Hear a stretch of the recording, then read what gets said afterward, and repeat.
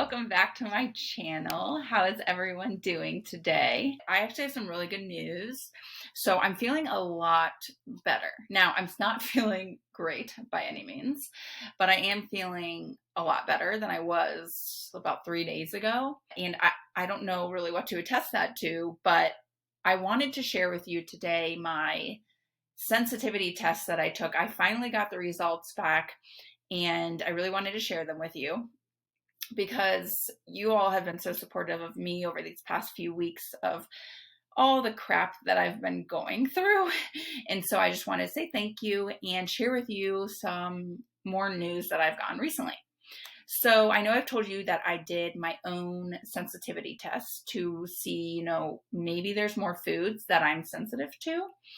And I did that through Everlywell. Now, this is not a sponsorship whatsoever, but I did use Everlywell, and I would say it was a pretty good experience, and I'd be happy to chat more about Everlywell and how the whole process works and all of that, but really I just wanted to share with you today my test results. So as you can see here on the screen, this is Everlywell, and this is my account, and I just got my test results back yesterday. And so this is what it's telling me. Basically, I have a food sensitivity that's above normal. So the range that I have for 7 foods is above normal. And that's good and bad, right? Like, it's good because hopefully if I start cutting out some of these foods, I'll feel better. Bad because nobody wants to give up any food, right? So let's go through the 7 sensitivities that I have. So they break it down into high reactivity, moderate reactivity, and mild reactivity. So I actually didn't have any high reactivities to any foods. However, I did have 2 moderate, and then I had 5 mild. So the 2 moderate activities that I had were almonds and egg whites. Now, that's just weird to me. I was going to think that that was going to be like gluten or dairy or something because of everything that's been going on.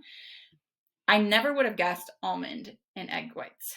So as you can see here, it's pretty cool. You can click around, but my almond was 62. So it was a little bit over mild. So it is in the moderate range. And it's funny because when I first saw this, I was like, oh, no problem. I barely eat any almonds. Like, I was picturing the physical almond itself. But then I realized almond is in a ton of food. It's actually crazy. I would have never guessed. And I mean, I drink almond milk. I just, that didn't even cross my mind. So I have to be careful with almonds, apparently. And I'm going to try to eliminate that out of my diet. I mean, anything from like granola has almonds. A lot of my packaged snacks had almonds, which is weird because like it wasn't an almond-based snack, so like that's weird. So I mean, I'm gonna have to start really reading labels for that too, but that's weird. And then for egg whites is also very weird. My number was 100, so it was actually higher than the almonds. I have never heard of anybody being allergic to eggs, but according to my mother, it apparently is a very, very common thing. I don't think I've ever known anybody that had an egg issue, but apparently I do. I mean, it's closer to high than it is to mild, which is just so weird to me. And I thought the same thing with almonds, where like with eggs, that I was like, I don't eat eggs that often, but eggs are in everything, which makes it very, very challenging. I mean, every like dessert product has eggs in it. I was looking through a lot of my products again, and a lot of them contained eggs. And so that's another thing that I guess I just have to be cautious of now and try to cut it out and see if, I start to feel better. It's weird because I would have never guessed these 2 things ever. Mostly because food sensitivity is very different than allergy, right? Like, naturally you want to be like, oh, I ate that egg and it made my stomach upset and I had diarrhea all night. But that's never happened to me with egg or almonds. And that's really the difference between sensitivity and allergy, is that's not how it works with sensitivities. It hits you 24 to 48 hours later. So you may not really know what food is doing it to you, because it's hard to be like, okay, what did I eat 2 days ago for breakfast, And especially with eggs, usually you're combining it with like a million other things. So you don't really know what's making you not feel great.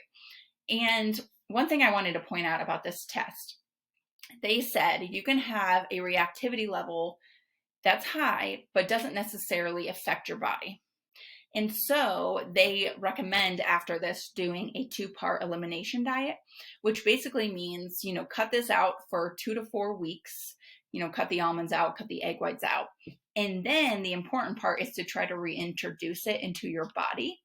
And because it's been so long that you haven't eaten it, once you do eat that item again, it will make you sick pretty quickly, whether that's, just not feeling well in your stomach or diarrhea or whatever. They said you'll know pretty quickly, and then that specific food is the one you should remove from your diet. So for example, I could cut out almonds for a month, try them again, I feel fine, and that may not actually be the food that's upsetting me and upsetting my immune system. It could be the eggs or vice versa. So it doesn't necessarily mean that, if I cut out almonds, egg whites, and all these other foods, I'll feel better. I could technically still eat some of these in my future and feel fine. It's really trying to find out the culprit of my pain and going from there. So those are the 2 moderate reactions that I've had, which once again, I am just shocked by that. But let's go into my mild. So for my mild, I had 5. I had, as you can see here on the left, barley grain, chicken, egg yolk, eggplant, and wheat. This makes a little bit more sense, but also not. The barley grain and the wheat makes a little sense, right? Because gluten is found in both of those products. However, I wanted to tell you this because I thought it was crazy. I had normal reactivity to 89 foods, and guess what? Gluten was one of them. That is weird, right? However, it says if you are normal to gluten, but still have a sensitivity to barley grain and wheat, there's probably another part of barley grain and wheat that you're sensitive to, not necessarily gluten. So there are other things involved, it's not just like a gluten product. I could be sensitive to something else in barley grain and wheat. Unfortunately, that means I probably still have to go gluten-free, but it's an interesting little insight there that I've learned. Chicken, that's weird. My chicken numbers were not so high, so I'm not too concerned about chicken. I should probably try to cut it out, but we just bought a ton of chicken.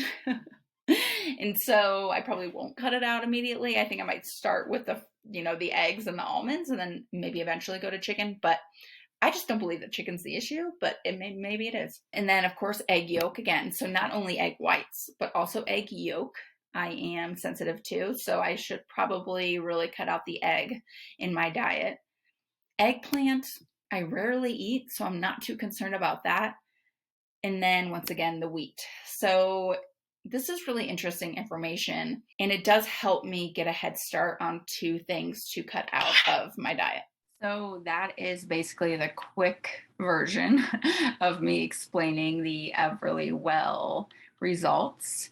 And a lot of that information still is crazy to me, but at this point, I will literally do anything I possibly can to feel better. I'm actually going back to my primary care doctor tomorrow to just run more tests because it's a little weird to me that I still don't feel great, and some days are fine, some days are not. Like for an example, yesterday I was in major pain all day long, and so I'm a little sick and tired of that. So I'm going back to my primary care doctor to really figure out what's going on. Because I haven't told you guys yet, my celiac results came back negative from the biopsy. So I do not have celiac. I might have a gluten sensitivity or, wheat or barley sensitivity, but I do not have celiac, which is amazing news. Nobody wants celiac because that's just another health issue, and I don't want to have that. But it sucks because now I still don't know what's wrong with me, and it's really frustrating. And I can't just be living my life in pain. And so I'm going back to the doctor tomorrow. So I will update you guys, if I get any more information from them and if I start to feel better after cutting out eggs and almonds and wheat from my diet. Really just going to try anything at this point. So thanks for watching this video, going, with me through all my results, and thanks for thinking of me during this unfortunate time that I'm living through. But I will see you guys in the next video next week, and thanks so much. I hope you all are doing well. Bye.